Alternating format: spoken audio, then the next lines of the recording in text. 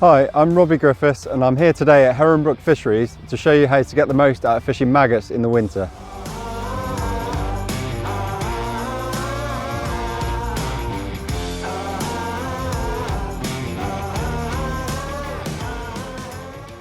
Maggot fishing in the winter is dead simple. All you need to do is just have a little tiny soft cad pot on the end of your pole. I don't even bother setting my cupping kit up because you're not looking to feed big quantities of bait. So at the start of the session, I'll literally be looking to feed perhaps 20 maggots just to kickstart things and see how we go. You're better off feeding a small amount of bait quite regularly rather than the big amount at the start, which could potentially put the fish off. So I'm going to ship out and see if we can get one now.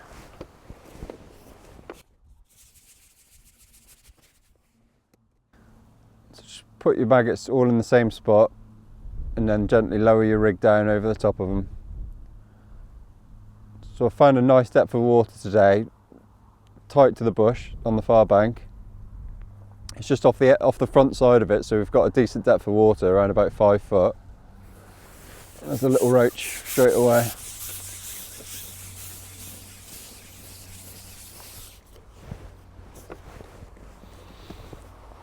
Might only be a small fish, but that's the great thing about maggots in the winter.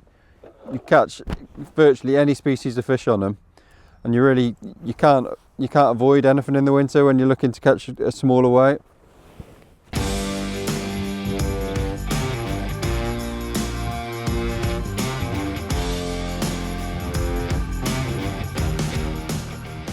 One way to increase the attraction of your bait in the winter is, instead of actually feeding more bait, is to add some ingredients onto your maggots. Just adds a little bit more flavour, can draw the fish in from a wider area on certain days. So what I've been doing today is just using the F1 liquid flavouring, the F1 flavour shaker. Really simple. So you make sure you riddle your maggots off completely first to get rid of all the maize, so nice and clean. And then you just want a little squirt, not too much at all, just to give it a little bit of flavour.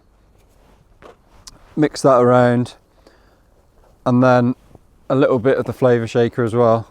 Again, not too much.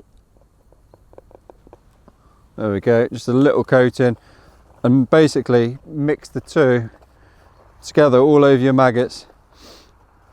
And so all of the maggots, they now smell really sweet, but what you find is that the F1, the liquid flavour, will actually coat the maggots to start with and help the flavour shaker to bond onto them. So you can put them in your little pot and you know that that flavour is still going to be on your bait when it gets to the bottom. And I think on cold days sometimes it can be a real winner just to put that extra bit of flavour onto your bait when everybody else is fishing plain maggots. It does make a difference.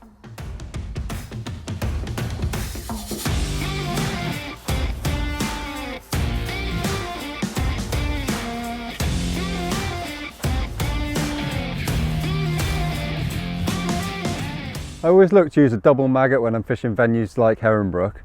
I think for two reasons really. One, it stands out a lot more than a single maggot, so the fish is more likely to home in on the bait. And two, you can get away with using a bigger hook as well. You can use a 16 or an 18 with a double maggot, whereas if you're using a single, then you'd probably be looking more at a size 20, so you're more likely to lose fish when you hook them. So it's quite simple really when hooking two maggots. You get the first one, and all you do is you want to hook it through a tiny bit of the skin on the flat end and pull it round the bend of the hook. And then your second one, what I do, and this is what I've always done and I find it works well, is to hook it through the pointed end. And so again, you just want to nick the tiniest bit of the pointed end. And I think the maggots, they sit really nicely next to each other when you hook them like that. They sit a lot closer to each other than when you hook them both through the flat end. And you also, I find that they don't wrap over the point and actually cover the hook point so much. So that's my go-to hook bait on these sort of venues. Either two reds or a red and a white. It seems to work.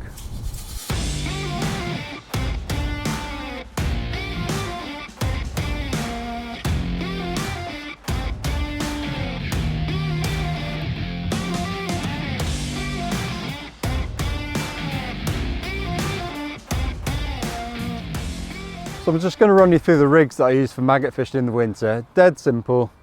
Used an F1 maggot float in either a 4x12 or a 4x14 size. It covers everything from kind of a 3 foot depth, which is probably about the minimum you'd want to fish this time of year, through to say 6 foot, as long as it's not too windy. Main line's nice and durable, 015 reflow power. It's what I use for all of my rigs, and you just know that it's not going to let you down. And then this is where it gets a bit interesting, the shotting patterns. I use 2 main shotting patterns for maggot fishing. I use a bulk with 2 droppers. That's kind of your negative rig if you like, and the one that you'd use most often in the winter.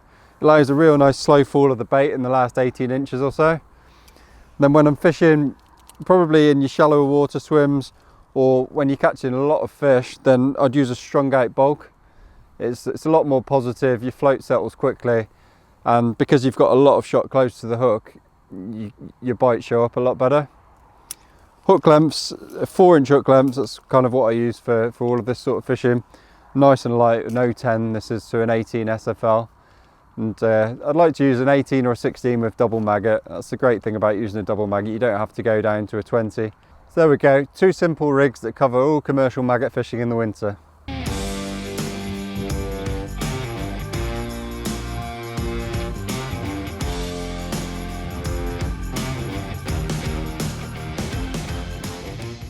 One of the best areas to target on a commercial snake lake is the deepest water down the middle.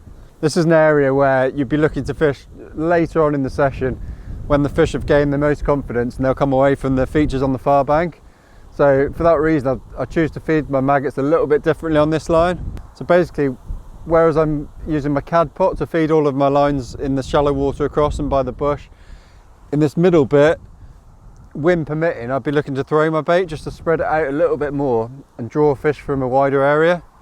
So again, not very many maggots, but more often. So I'd perhaps most of the match I'd be feeding 10 maggots every 5 minutes or so, and then you just gauge it once you start fishing it, so you may need to up that a little bit just to keep your bites coming. But the last hour or so it can be really good. Once the fish gain the confidence, once the light levels drop a little bit, that can be your best line by far.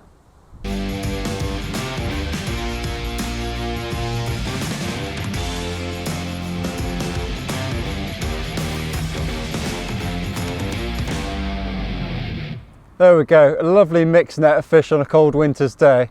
Hopefully you can take away some of the tips we've given you today on maggot fishing and catch some more fish this winter.